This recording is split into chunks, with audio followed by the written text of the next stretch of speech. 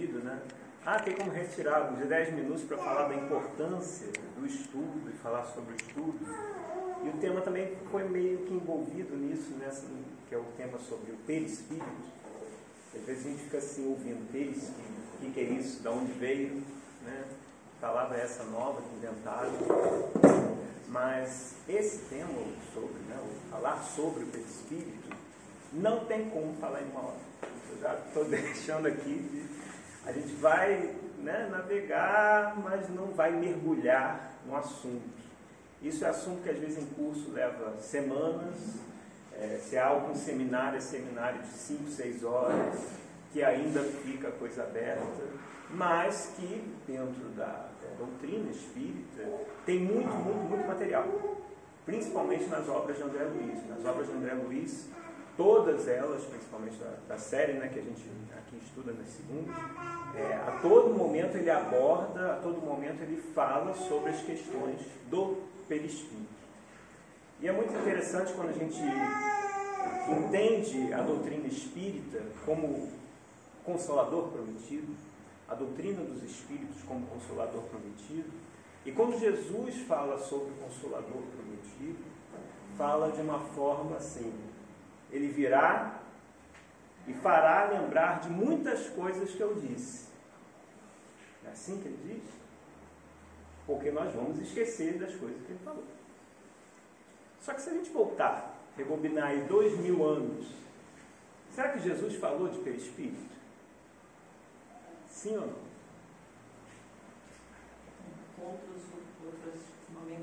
Outras nomenclaturas. E o que é, afinal, o perispírito? A gente compreende quando Kardec utiliza inaugura essa palavra, criando essa palavra, para demonstrar que é aquilo que envolve o espírito, é o corpo espiritual. Então nós temos o corpo físico, que é esse de carne. Ao desencarnarmos, ao passarmos para o lado de lá, a gente continua com um corpo, mas não mais o corpo físico. O corpo espiritual. E o corpo espiritual, denominado por Kardec como perispírito. E se a gente compreender, há 2000 anos, Jesus, Paulo de Tarso e outros que eu acompanhava, falavam sobre o perispírito. Não com a nomenclatura, que esse nome foi dado, inaugurado por Kardec, mas deu uma ideia de um corpo espiritual. Primeiro está em Paulo, em Coríntios, a primeira carta aos Coríntios, no capítulo 15, onde ele diz: semeia-se corpo natural, ressuscitará corpo espiritual. Se há corpo natural, há também corpo espiritual. Isso é Paulo de Tarso, há 2000 anos. Já falando do perispírito, já falando de um corpo espiritual. Depois a gente vai ter em Marcos. O evangelista Marcos, ele fala no capítulo 9 sobre o perispírito de Jesus, do Cristo. Jesus toma consigo a Pedro, Tiago e João e os leva a sós, em particular, a um alto monte. E transfigurou-se diante deles. Suas vestes tornaram-se resplandecentes, muitíssimos brancas, como nenhum lavadeiro sobre a terra pôde assim branquear. Então fala das vestes espirituais do Cristo, que eram muitíssimo brancas e que nenhuma lavadeira da terra poderia deixar tão branca daquela forma. Nem homo, multiação, nem brilhante, nenhum sabão, nem vênus, pode deixar de molho um vênus com água quente, que não vai deixar um branco mais branco que as vestes de Jesus. Também de uma forma lúdica, João fala também, depois da crucificação de Cristo, fala das vestes, da túnica de Jesus. Os soldados, quando crucificaram Jesus, tomaram as suas vestes e fizeram 4 partes, uma parte para cada soldado, e também a túnica. A túnica, porém, era sem costura, tecida por inteiro de alto a baixo. A túnica do Cristo é sem costura, sem nenhum desvio, sem nenhuma mancha. Nem uma mancha pequenininha, nenhum respingo na veste do Cristo. Ele era reto. Como diz Kardec na Gênesis, Jesus era médium de quem? Deus. De Deus. Jesus, sendo médium de Deus, era um instrumento puro, limpo, cristalino. Mas será que a gente vê os evangelistas falando? E Jesus falou em algum momento de corpo espiritual ou de perispírito? Será que falou? E ele fala dentro de uma parábola, que é a parábola do grande banquete. A parábola do grande banquete é muito interessante, que ela vem num momento de alerta. E é uma parábola de reinos, que tem a ver com reinos. Por que Jesus fala por parábolas? A primeira coisa que a gente tem que entender é por que Jesus está falando por parábolas? Para que o povo compreenda. A gente tem que entender que Jesus estava inserido numa sociedade judaica naquela época, que 95% da população era analfabeta. Então, eu pego lá os escritos da Torá, de Moisés, eu não ia saber ler. Eu precisava que alguém lesse para mim. Só que tem um problema. Se essa pessoa agir de má fé, ela pode ler como ela quer. Ela pode fazer enxertos ali que sejam de interesse a ela própria. Então, Jesus fala através de parábolas e ele transmite o seu ensino. Se ele está falando com pessoas, com pescadores, ele vai falar da parábola da rede. Se ele está falando com administradores, ele vai falar com parábola que tem a ver com terra, reinos. Se está falando com alguém do campo, parábola de semeadura, semente, mostarda, o grão de mostarda, e por aí vai. E aí Jesus começa a falar da parábola da seguinte forma: o reino dos céus é semelhante ao homem, rei, que preparou as bodas do seu filho. Primeira coisa, quem é o rei? Deus. O filho? Jesus. E as bodas? Com quem Jesus está casando? Humanidade. Oi? Ouvi aí, eu acho que você falou certo. Humanidade. Com a humanidade. É um casamento que vem. Qual é o primeiro feito do Cristo? Se dá onde? As bodas de Caná. É no casamento. A gente vê lá no livro Boa Nova, ele selando esse casamento com a humanidade. E a humanidade é quem? É só quem vem ao geado? Não. A humanidade somos todos nós. Todos nós fazemos parte desse casamento. Só que nós temos sido fiéis. O noivo, Cristo, é fiel. A gente vê que ele é fiel a esse casamento. Mas nós acabamos por traí-los alguma vez. E enviou seus servos a chamar os convidados para as bodas, mas não quiseram vir. Os servos são os profetas, esses que enviam os servos, vai lá, chama o pessoal para o casamento. Mas os convidados não quiseram vir. Novamente enviou outros servos, outros profetas, dizendo: dizei aos convidados, eis que o banquete está preparado, os meus bois e cevados abatidos, e tudo pronto. Já está tudo pronto para o casamento. O reino de Deus está pronto, não está em construção. Nós podemos acessar hoje o reino de Deus. Está aqui, dentro de cada um de nós, dentro da nossa mente, dentro do nosso coração. Vinde para as bodas, mas eles se foram sem se importarem, um para o seu próprio campo, outro para o seu negócio. E o restante, agarrando seus servos, os ultrajaram e mataram. A gente já vê que tem duas personas aqui. Uns que ouviram, não deram trela e continuaram com seus negócios, voltaram para os seus campos, cada um seguiu como quis, tratando dos seus próprios negócios, não dando valor àquele convite. Será que a gente é assim às vezes? A gente recebe lá no WhatsApp um convite. É um seminário não sei aonde, uma visita lá na clínica, uma visita ali na Vista Alegre. E a gente está indo. A gente, não, vou cuidar da minha vida, eu tenho roupa para passar, para lavar, tenho casa para cuidar, tenho trabalho a fazer. Assim a gente segue, descartando os convites. E esses convites, essas bodas, ele é feito diariamente. E às vezes por diversas bocas, por diversas pessoas, esse convite é feito. Mas eles foram sem se importar. E o restante, agarrando seus servos, aí tem uma outra parte que ainda pega os servos, pega os profetas e assassina, tortura, manda embora. Né? O rei ficou irado, enviando suas tropas, exterminou aqueles assassinos e incendiou a cidade deles. Então diz aos seus servos: as bodas estão prontas, mas os convidados não eram dignos. Ide, portanto, às saídas das estradas e convidai para as bodas a todos que encontrardes. Todos. Todas as tradições. Norte, sul, leste, oeste do planeta. Budista, está convidado. Judeus já foram convidados aqui diversas vezes. Os povos. Todos nós fomos convidados.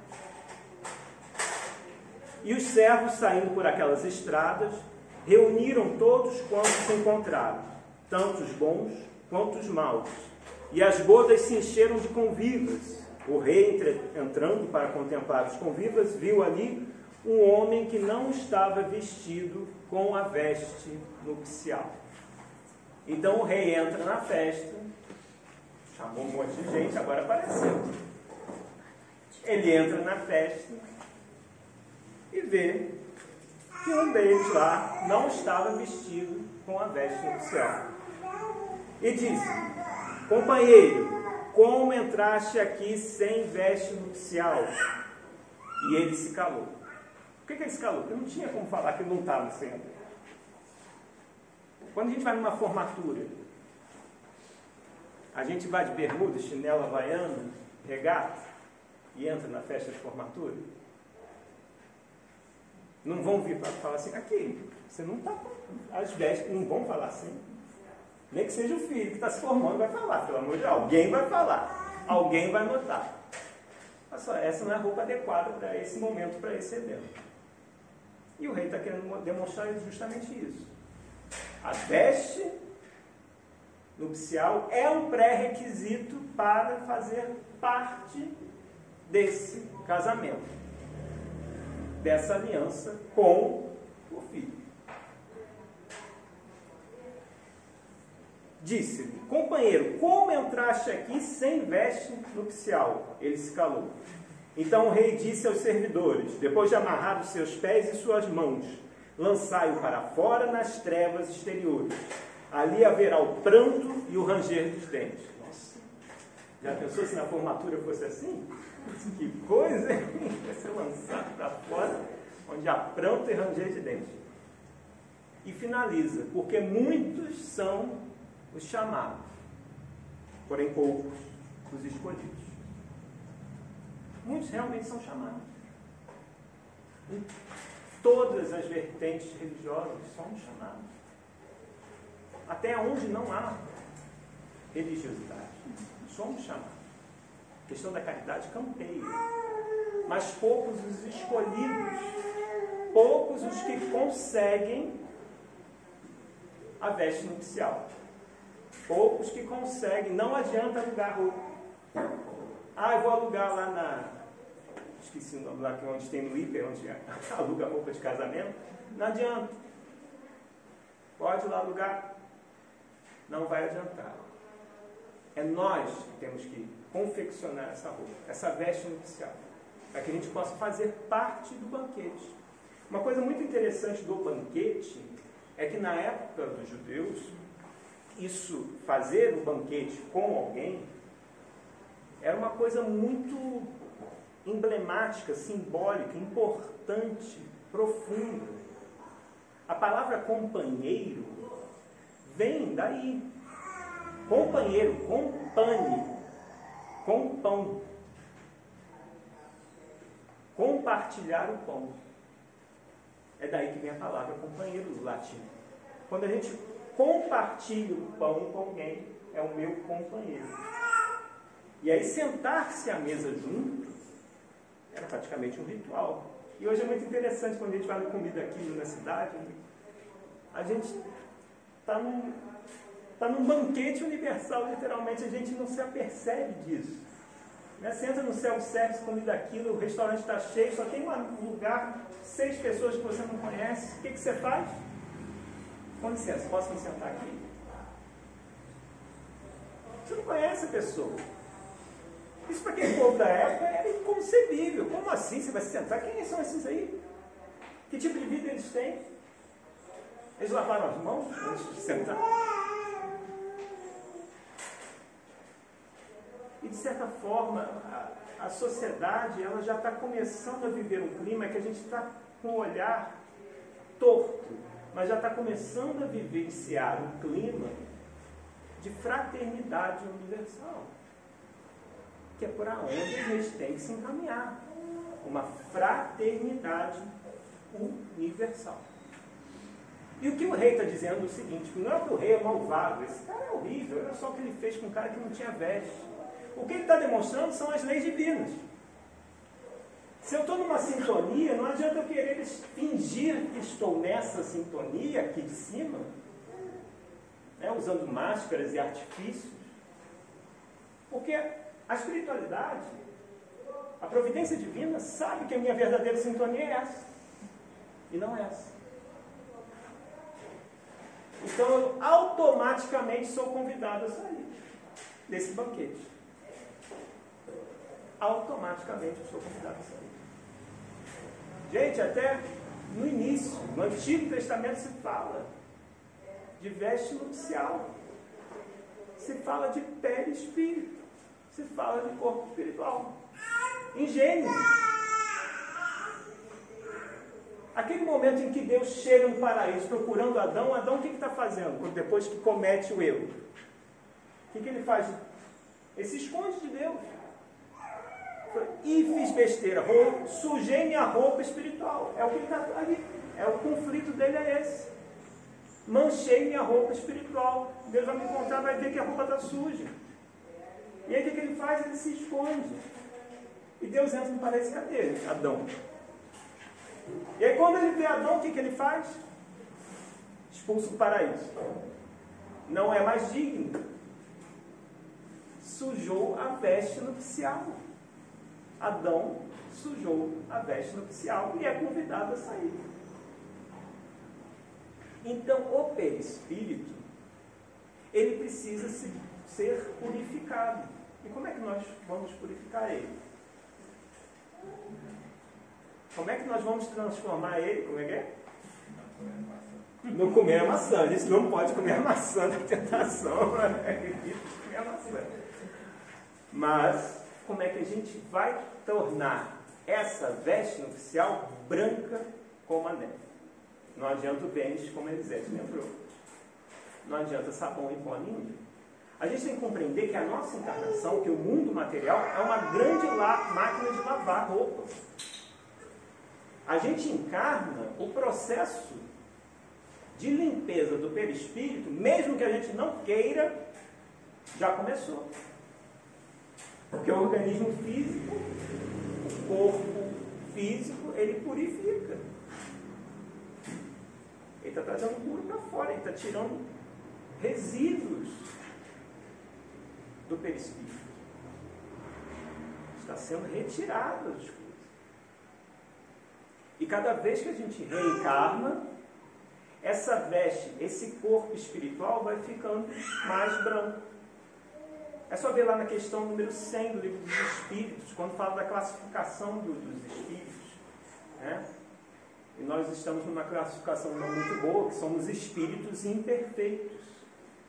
E pelas condições das nossas vestes, nós vamos saber que tipo de espíritos nós somos e retratamos ser. Quem fez nosso lar aqui com a gente vai lembrar daquela senhora que chega aos portões do nosso lar e pede o quê? Deixa eu entrar, me ajuda, pelo amor de Deus. E aí a companheira que está trabalhando com o André Luiz lá olha aquilo, fica desconfiada e fala o quê? Eu vou chamar o sentinela. O papel do sentinela é de quê? Tem sentinela, vigia, tem que ter o quê? O olho vivo. Aí quando o sentinela vem e fala assim, não podemos deixar essa mulher entrar. André Luiz fala assim, nossa, que homem, igual a gente pensou do rei aqui. Esse cara é um carrasco. Coitada da mulher, está pedindo ajuda, deixa ela entrar. Porque o sentinela viu que ela não era digna daquele banquete de nosso lar. Ela pode ser digna de vibrações mais baixas, de receber ajudas em outras cidades espirituais, outras colônias espirituais. Mas ali, não. E André Luiz falou, mas por que não? E nesse momento, o sentinela fala para ele, apura o teu olhar, tenha olhos de ver.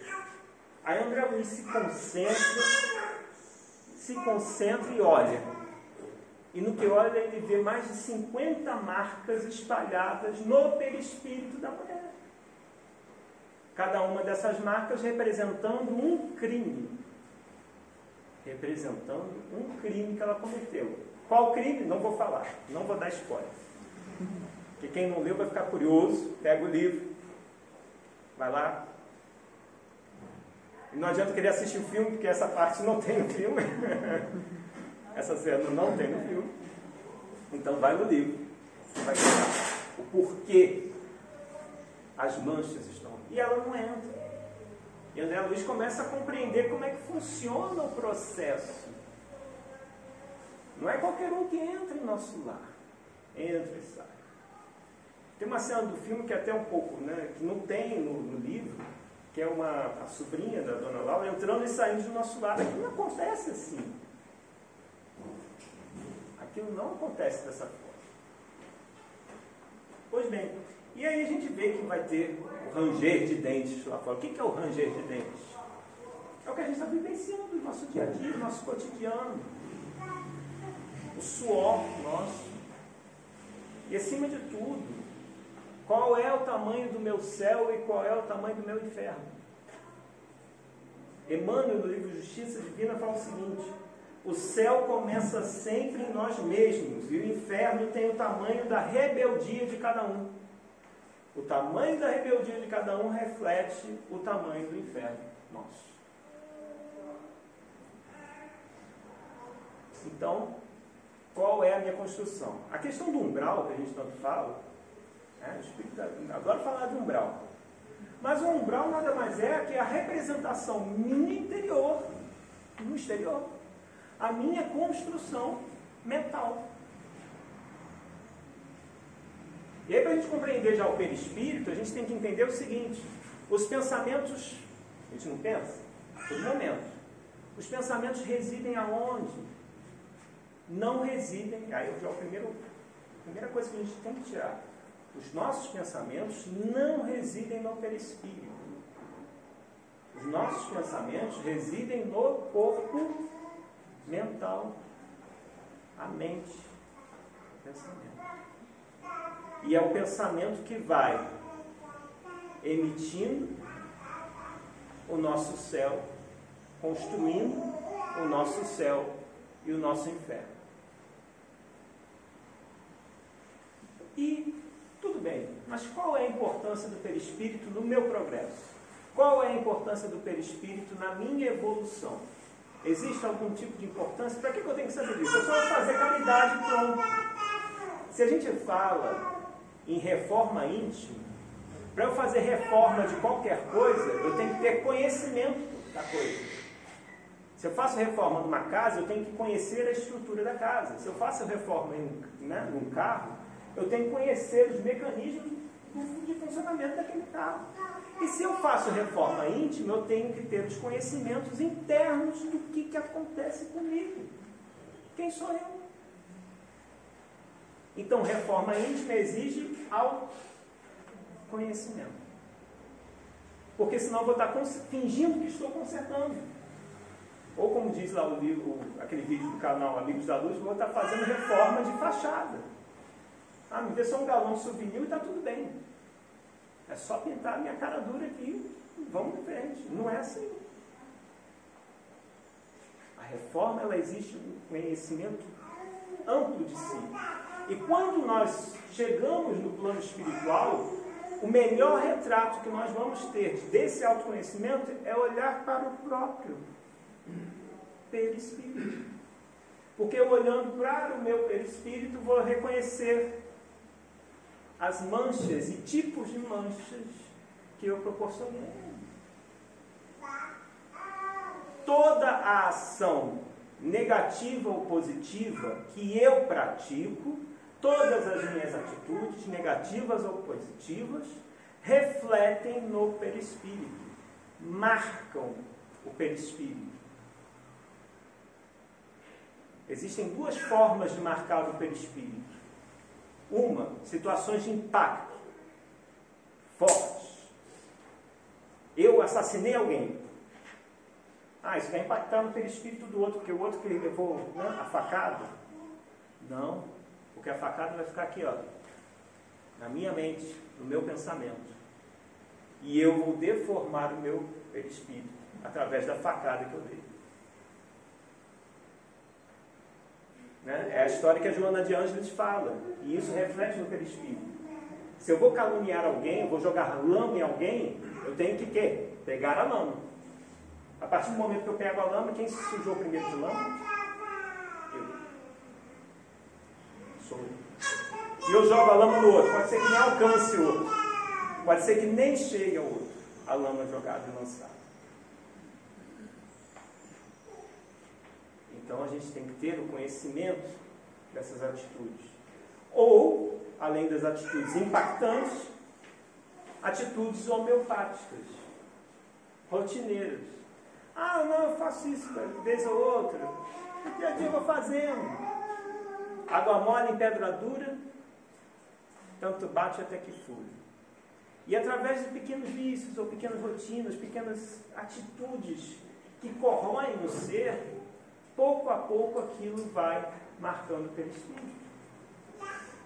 Porque a gente vai compreender que o perispírito, ele é plástico, ele é moldável. Ele reflete.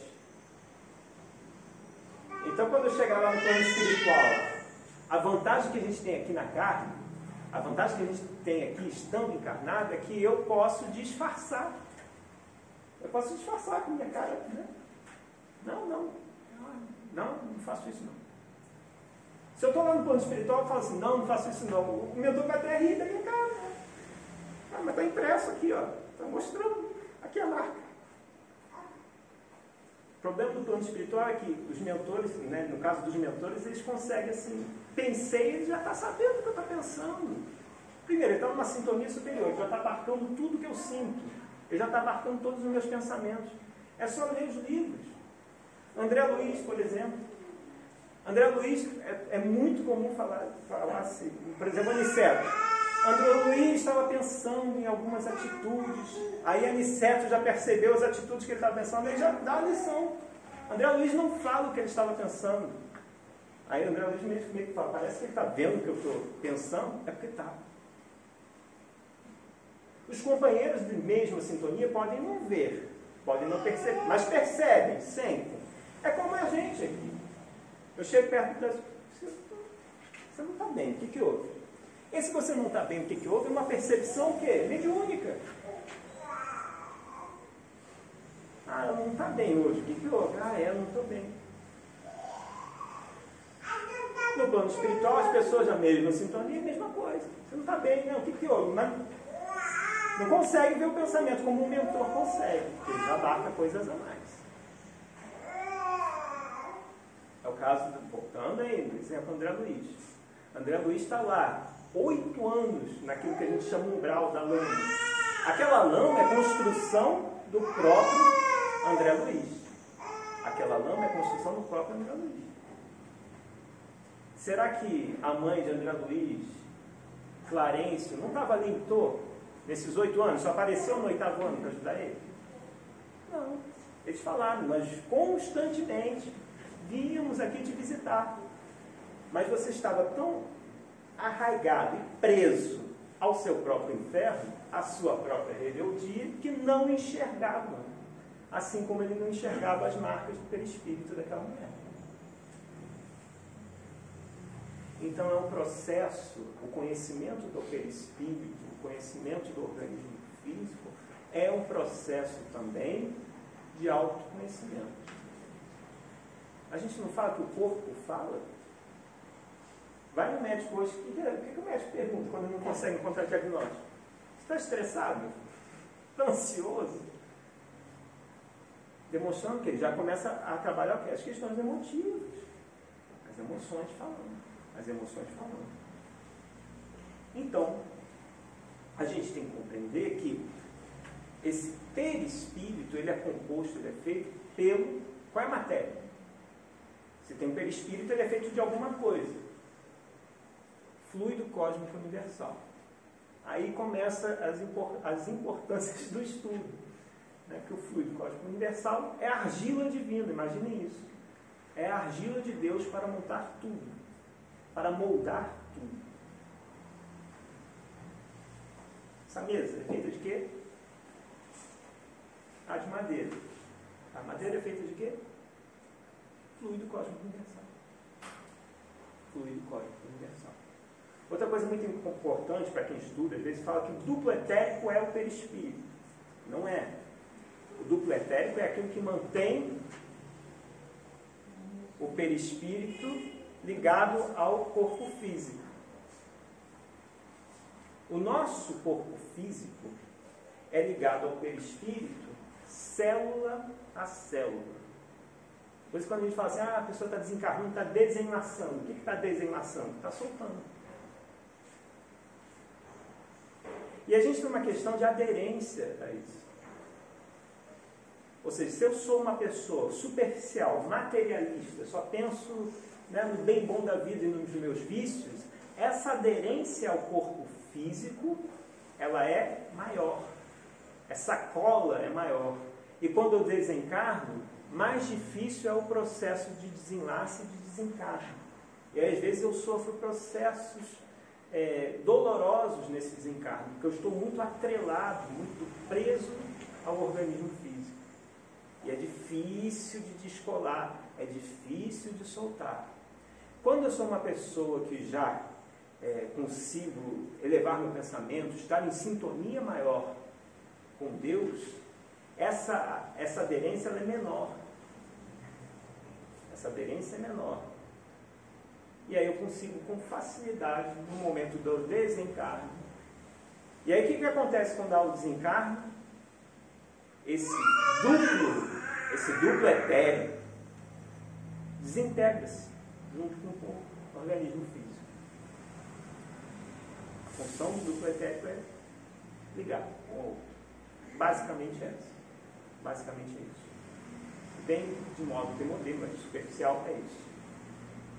Então, a gente vai começando a entender que existem funções que vêm do corpo mental para fora e tem coisas externas que também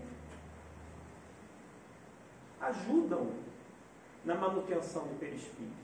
O passe. O passe é uma energia aplicada aonde? Perispírito. Isso aí. Acertou, dona Joana? É no perispírito. Então o passe vai trabalhar no perispírito e é de fora para dentro, olha. Está acessando de fora para dentro.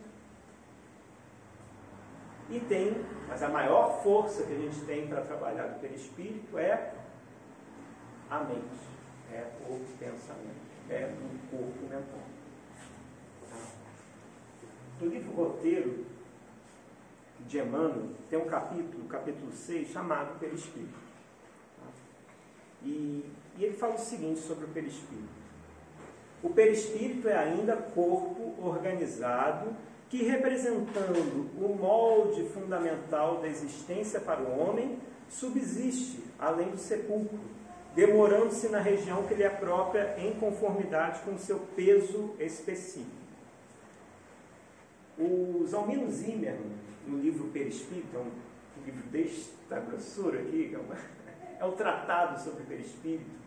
É um dos melhores livros de perispírito que a gente tem no movimento espírita. Ele relata sobre, logo no início, por isso que não dá para falar em uma hora, 18 propriedades do perispírito, que ele lista, e que a gente tem conhecimento. 18 propriedades. Odor, temperatura. Perispírito tem odor. Perispírito tem temperatura. Perispírito tem peso. Então a gente fala assim, né? A gente não cuida aqui do organismo físico, tem que fazer dieta, tem que entrar lá na academia, tem que cuidar do corpo. E a gente acha, quando desencarnar, não preciso mais fazer dieta nenhuma. E pelo contrário. A gente vai continuar fazendo a dieta, mas uma dieta do perispírito. Porque se lá na questão 100 fala que nós somos espíritos imperfeitos, estamos na categoria de espíritos imperfeitos, lá na mesma questão ele demonstra qual é a melhor tipo de categoria. Qual é? Espírito puro. A própria palavra já fala, puro, sem mácula, sem mancha. E é para lá que nós estamos caminhando, e é para lá que nós estamos objetivando nossas vidas. Para que eu me torne espírito puro, eu vou ter que ir, o quê? Limpando essa veste. E retirando o peso dessa veste. Que a gente começa a ver que os espíritos superiores, o perispírito, a gente não consegue identificar a forma. O corpo fica mais leve. A gente não fala que depois que toma o passe, né? A gente vem aqui, recebe o passe, eu estou me sentindo tão leve, sentindo tão bem. Então, essa leveza está associada ao perispírito.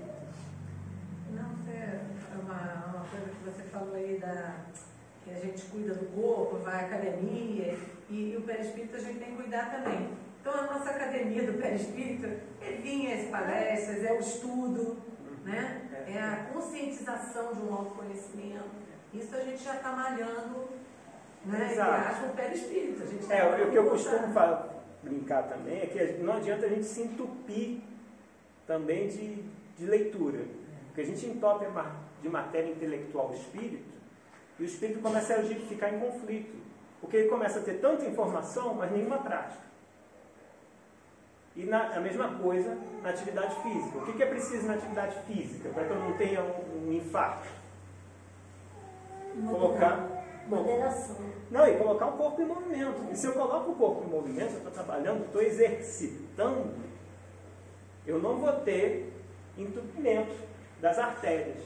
Só que espiritualmente falando, nós estamos começando a ter o colesterol alto espiritualmente. Porque eu estou me entupindo de matéria espírita, de leitura espírita, mas não estou praticando. Eu tenho que praticar.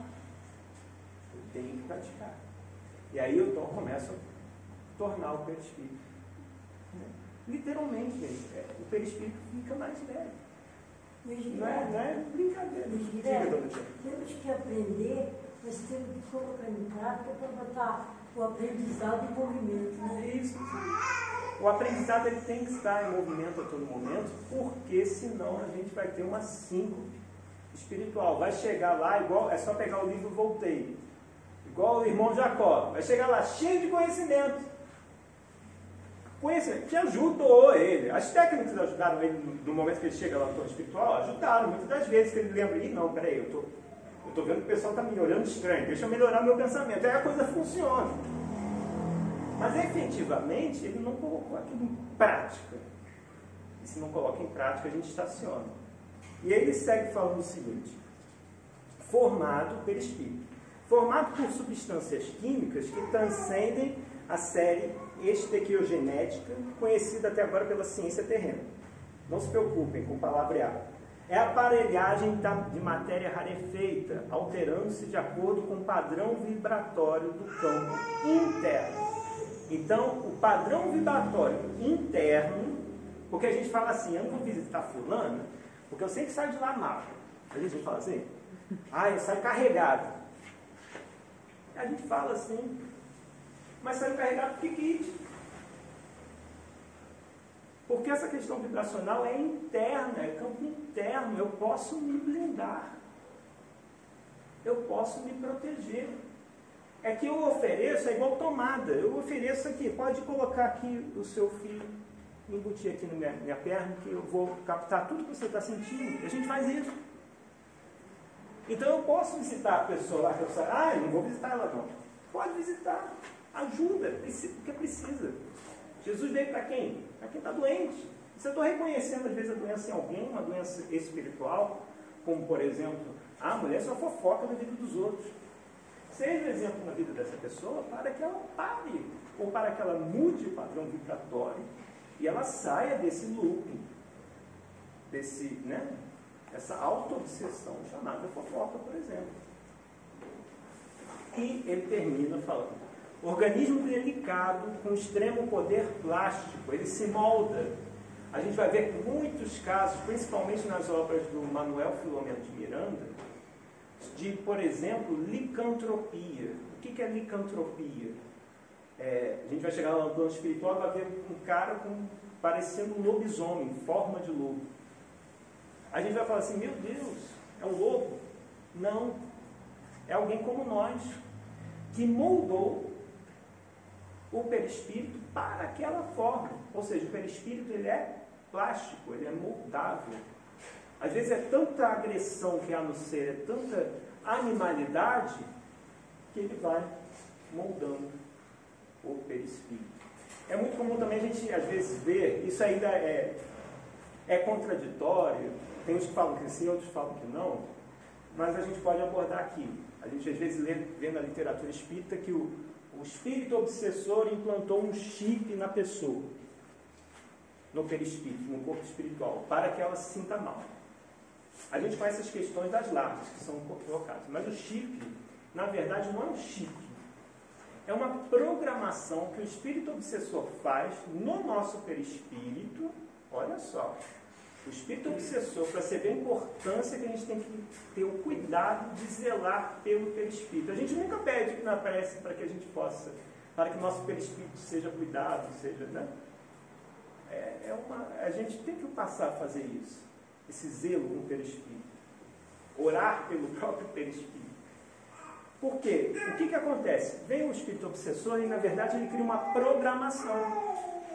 Ele faz uma programação de um looping em que eu vou tendo um pensamento constante ligado a uma determinada situação.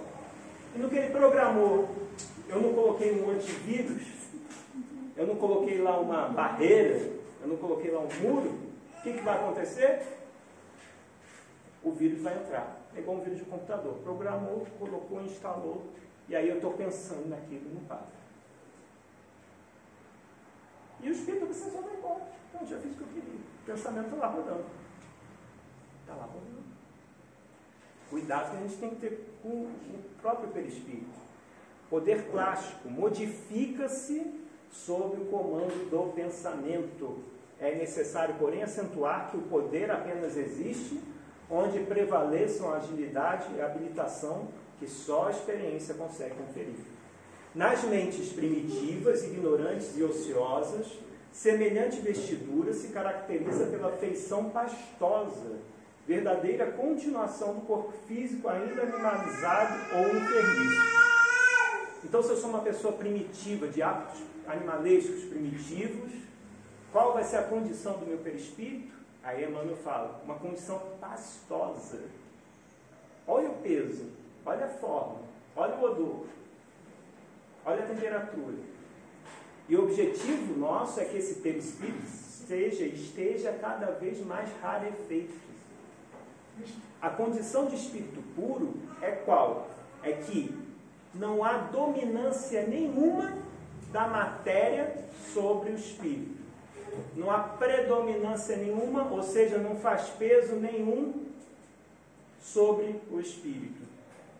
E nós, o espírito primitivo, estamos sendo esmagados pela matéria e pelo tempo. Até aí foi, gente. Diz lá na questão 186, Kardec, os espíritos respondem: esse envoltório, quando a gente vai passando e evoluindo, esse envoltório se torna tão etéreo que para vós é como se não existisse. Tal é o estado do espírito puro. Então, é etéreo. Não enxergo, não vejo, porque eu sou de matéria embrutecida. Perispírito é o envoltório semimaterial, também chamado corpo fluídico, ou etéreo. Nele se encontram todos os órgãos e estruturas biológicas necessários à vida no plano físico. Daí ser considerado modelador do corpo físico. Uma coisa muito importante. Qual é a forma que tem o perispírito? Hoje, desencarnei. Vai ser a forma aqui agora, atual. Mais as propriedades que a gente falou até agora. Mas aqui a gente tem que entender que não é o corpo físico que modela o perispírito. É o perispírito que molda. É o perispírito que molda o corpo físico. É o perispírito que é a forma do corpo físico. Então, por exemplo, doenças diversas que surgem, elas estão vindo de onde? Do perispírito. Quando o médico fala, a sua imunidade está baixa, é porque, através do meu campo mental, eu estou dando impressões que estão indo para o perispírito e estão desaguando aonde? No corpo físico. E sai no corpo físico. A questão das reencarnações, a gente sabe, né? Na maioria das vezes, não é regra, mas, por exemplo, né? Se eu tive problemas, né? Fui uma pessoa com extrema gula na vida passada, envolvi com problemas na área do estômago. Porque eu maltratei o perispírito. E aí? Mas lembre-se, é sempre assim? Não é sempre assim. É porque espírita gosta de falar isso. A pessoa é cega, então ela cegou o outro. Não é assim. Quer ver Chico Xavier? Tinha problema de onde? Na visão. Aí a gente começa, será que o Chico andou cegando os outros na vida? Tem questões que é do desenvolvimento espiritual. É muito pessoal isso. É muito... Eu preciso... Às vezes a gente pede, eu preciso ter... Né? Eu preciso ter essas limitações no meu organismo físico. O espírito pede. Aí pode ser que o mentor fale assim, você não tem condição de aguentar isso, vai com o corpo normal. Não, eu quero ir sem braço, porque eu vou ter uma prova, uma vida, né? E isso vai acelerar meu desenvolvimento espiritual. Aí o mentor vai falar assim, você não consegue nem ir sem a unha do dedo mindinho, que dirá sem o braço. Que dirá sem o braço. Vai normal, e depois a gente conversa sobre isso. Porque tem certas condições que somente espíritos muito evoluídos que pedem. Olha, eu quero vir com essas limitações para eu ver como eu saio dessas provas. Então, às vezes tem condições orgânicas que a gente acha que é expiação e na verdade é uma prova que o espírito escolheu. A gente tem que ter muito cuidado da forma que a gente estuda a doutrina espírita. Senão a gente coloca, né, a gente fala, começa a generalizar tudo. Não é tudo generalizado. Cada caso é um caso. Diga-se. É porque o nosso companheiro que sugere que nós vamos passar aqui, que nós aguentamos passar, ele nos conhece mais do que a gente mesmo. Conhece. Né? Muitas das vezes conhece. Ele sabe aquilo que a gente é capaz e aquilo que a gente não é capaz. Diga, Sérgio. Muitas vezes pode ser também para que ele seja um exemplo, né, para que se descubra uma nova forma, né, de se conviver com ela. Dizer que é possível conviver com ela, né, para outras pessoas. Exatamente. Em especial aquelas que superam tão bem, os para-atletas do Paralímpicos, né? Superam tão bem, olha o exemplo que eles dão para outras pessoas. Por exemplo, você pega vários companheiros desses, né, que estão lá na Paralimpíada. Se a gente for fazer uma pesquisa espiritual de cada um, a gente vai ver que cada caso é um caso totalmente distinto. É que a gente quer generalizar, a gente não pode generalizar as causas. A gente não pode olhar para a pessoa e falar do que ela pecou no passado. A gente não tem essa condição e não pode, porque isso é denegrir o próximo, isso é falta de caridade. O Pedro fala muito depende, né? É o depende, é isso mesmo, depende. É o depende. Está lá no livro dos médiuns. O perispírito é como um fio elétrico condutor que serve para a recepção e a transmissão do pensamento. Desempenha grande papel na economia orgânica, nos fenômenos fisiológicos e patológicos. Problemas patológicos tem a ver muitas das vezes com a condição do perispírito. Tá? E o passe? É o que a gente já falou. Está lá no livro O Passe Magnético de Salvador Gentil. A energia transmitida pelo passe atua no perispírito do paciente e deste sobre o corpo físico. O perispírito recebe a energia através de pontos determinados, que André Luiz chama de centros de força, e certas escolas espiritualistas chamam de chakras. E a gente chega a uma conclusão. Eu não gosto assim, de abordar em reunião pública assuntos muito técnicos e específicos. A gente tenta, né, ampliar. Mas esse é um dos assuntos, né, que é importante para o nosso autoconhecimento. É importante para o nosso desenvolvimento espiritual. É importante para quando a gente chegar do lado de lá, ou para quem já está do lado de lá, olhar para si e ver. E eu não estou com essa bola toda.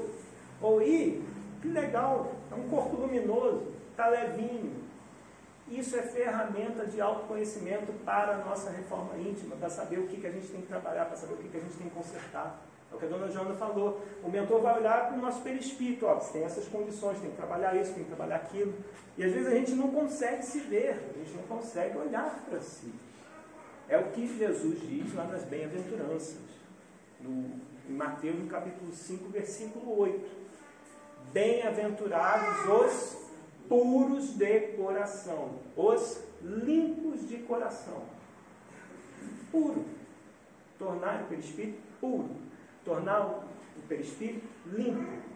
Essa limpeza de coração, que está falando ali na bem-aventurança, também pode ser interpretada dessa forma. Porque verão a Deus. É uma das bem-aventuranças que tem a ver com sentido. Olhar, ver um organismo físico aqui nosso. E quando a gente transforma, deixa limpo, puro o coração, a gente é digno de fazer parte desse banquete, dessas bodas, dessas núpcias, de estar com a nossa veste nupcial branca. E um dia, quem sabe, chegar com as vestes do Cristo. Muito, muito brancas, como diz lá em Marcos. E como diz João, sem costura nenhuma, sem nenhum cisco. Porque bem-aventurados os puros e limpos de coração, porque verão, porque aí o corpo já está preparado, o corpo espiritual já está preparado para ver Deus. Então que a gente possa seguir nos estudos, né? Eu sei que o assunto é vastíssimo, quem tiver curiosidade tem. A bibliografia é imensa, é muita coisa que se fala no movimento espírita sobre o perispírito. E a gente não dá valor, às vezes, a essa ferramenta de autodesenvolvimento. Então, que Jesus possa nos abençoar, que nós possamos cuidar bem dessa veste e seguir na nossa caminhada e na nossa jornada. Que assim seja.